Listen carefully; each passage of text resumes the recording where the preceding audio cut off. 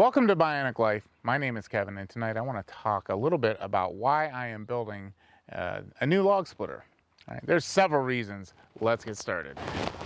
The first reason is I'm a hip disarticulated amputee, which means my right leg is gone from the hip down. I had a crushed lower left leg in the same accident, and this has been 30 plus years ago, and there was misalignment. The tibia and fibula were crushed, and the knee was not aligned. So I have post-traumatic osteoarthritis in the left knee. My time on my feet is limited, so I would like to be able to produce more than a half of a tote worth of firewood in an afternoon when I'm using the slow, store-bought, 4-inch, typical 5 horsepower, 22-ton log splitter. So this is hopefully an answer to that. So that's one reason. Number two, I want something to do with my kids, something where they are learning a skill, something they can put some of the skills they've learned in school into action. My oldest went to metal trades, so he learned how to machine and that type of thing. So he's going to work a little bit on some of the parts. My other son wants to learn how to weld. This is a perfect opportunity. He probably won't weld some of the more critical parts, but like the wedge, that's AR400, and I understand there's some tricks to it. And if you know of any tips or tricks to weld AR400, please leave them in the comment. Another reason is just the satisfaction of doing it yourself. I mean, could I go buy a splitter? Probably. Would I enjoy it as much? Might enjoy the outcome, the production aspect of it, but I'd always wonder, hey, could I do this? Could I build this? I think I could. So that's another aspect, but just the self-satisfaction of being able to hopefully build something that works. Keep your fingers crossed. Let's talk about component selection to start. The beam I chose, and I learned from my previous mistake, and I've watched Mentored Engineer and understand a little bit better about the forces that are applied when a piece of wood is being split. So I had a beam given to me by the guys at Euclid Hydraulics. It came from a crane. I think the proper or the industry standard rating is a W8 by 35. I'm also going to cap it.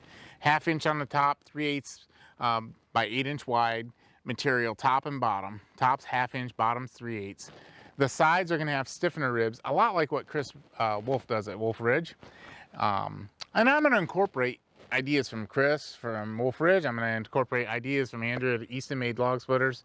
And if you have any ideas or tricks that you want to like to see, or maybe I should incorporate, please leave them in the comments. I'm open to suggestions. I'm not married to anything. Well, I'm sort of married to the stuff that I've bought so far, but yeah, if there's anything that I can work into the design that I have in mind, I'd be more than happy to consider it. So let's talk about the wedge. The wedge is AR400 plate, 1 inch thick, 6 inches wide, and 30 inches tall.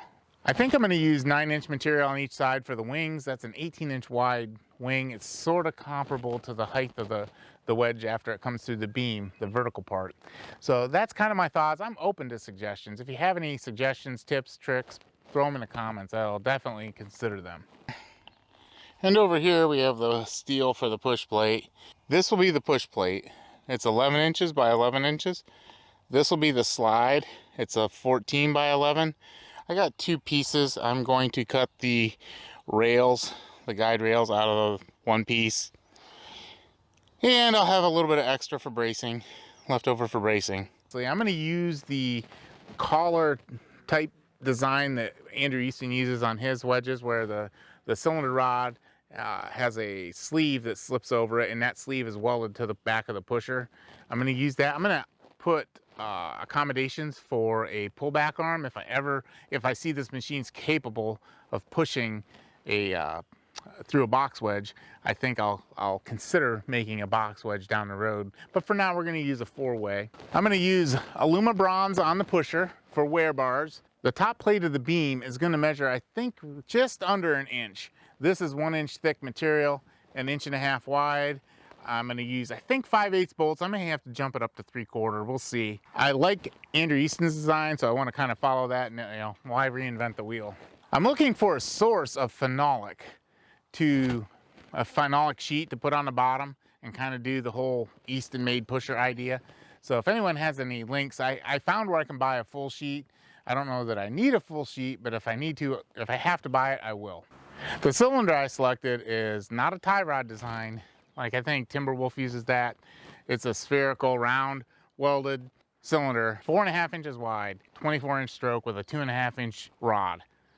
Probably not the fastest. It's what the guys at Euclid Hydraulics could get me, so that's what I'm using. The engine powering this thing is going to be a Honda. I selected it not only for this, but in case this splitter project goes horrendously wrong, I can put it in my early model Pug UTV that I hope to incorporate more in some of my upcoming episodes. For valves, I chose the Prince Autocycle valve, and with Power Beyond. Downstream from the Autocycle on the Power Beyond is going to be a flow control, which will feed into a second set of controls, directional controls. There'll be 2 levers, one for the wedge, one for a log lift.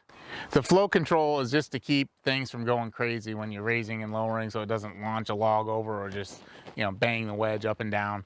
I want to have a little bit of control over that. The pump is a 28 gallon a minute 2-stage pump. Everything has 3/4 inch inlets and outlets. Supplying the cylinder, I'm building a tank. It's 20 by 20 by 20. So from what I understand, it's just under 35 gallons, and it's going to have a diffuser on the return line. It's going to have a suction strainer, a 2-inch suction strainer.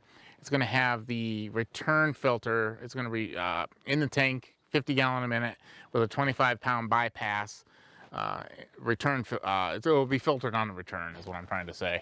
I have a dump valve coming from the 4.5-inch cylinder, and on the return stroke that'll be dumped.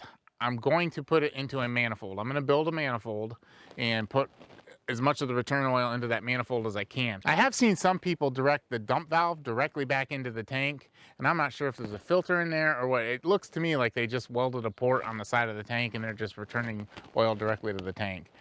My hydraulic guys say, I'm sucking through a strainer.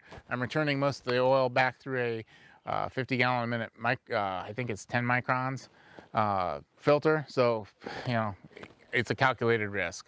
The axle that's going under this, and that's another thing that I taught my son, is in acquiring these parts. I did everything as much as I could locally. The Aluma Bronze, I did have to outsource. I used Alro steel for a lot of the components. I also used a local welding shop to bend up and form some of the steel that are going to be the reinforcements on the beam. That's one of the things I'm teaching my son, is to be able to go in and talk to people. Talk to the hydraulic shop, talk to the guy that bends and shears the steel for us, and talk to the salesman at the counter when we're buying some of the more specialized material. And just the interaction. And learning how to negotiate can be a good thing. We picked up 2 Dexter axles. I'm going to put a 35 100-pound axle under this. It's a torsion axle, and it's been sitting on this trailer company's lot on a rack in the back for I don't know how many years. I also picked up a second axle. I'm not sure exactly. I may use it for a conveyor project down the road. We'll see how this splitter project goes before I even think about that. But I did pick the axle up. I got both for $200, $100 a piece. And the 3,500-pound axle, once tires are on there, it'll be right about 6 feet, maybe a little bit wider. So it should provide pretty good stability. But teaching your kids to go in and interact with people, it's an important life skill. And this is as much about building young men as it is building a splitter. Once it's completed, I'm going to cart this thing up and have all the components kind of in place. I may not mount the controls exactly where I would want them. I'm going to leave room for positioning. We are going to route all the hydraulic hoses. We'll have them make them up there. They'll set the pressures on the relief valve for me and show me how to do all that. So I'm looking forward to the completion of this project. I hope you share the journey with me. Please like and subscribe. I look forward to comments below.